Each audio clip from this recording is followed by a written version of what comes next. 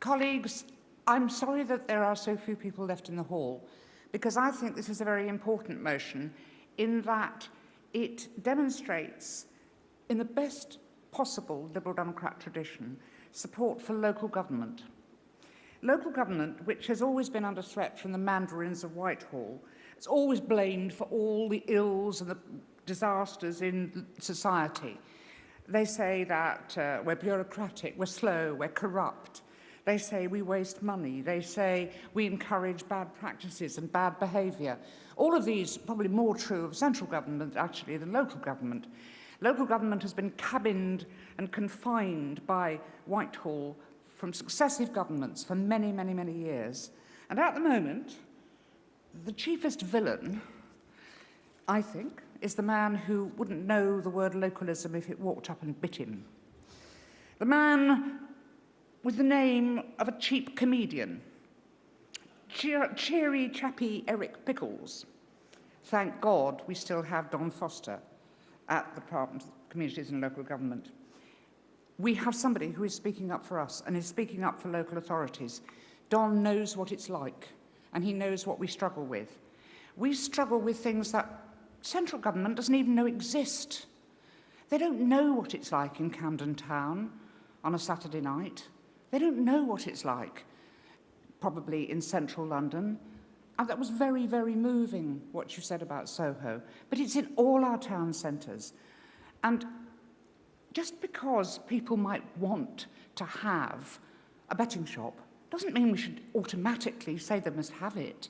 Surely that's libertarianism, not liberal democracy.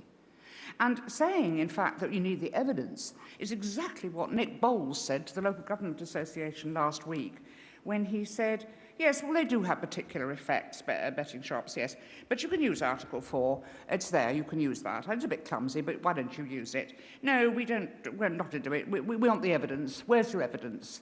There is evidence, colleagues, in local government, local councils up and down the country.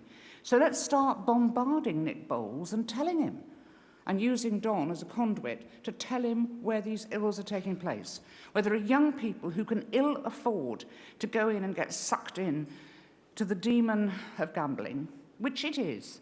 It's as much a demon of addiction as drink. And we don't let people drink and drive, even if they want to. We try and stop people smoking. Why shouldn't we have a go at stopping young people getting caught in this terrible, vicious cycle of gambling?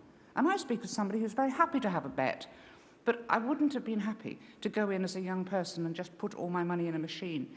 It isn't right, and it shouldn't happen. It encourages really bad habits. The clustering does exist.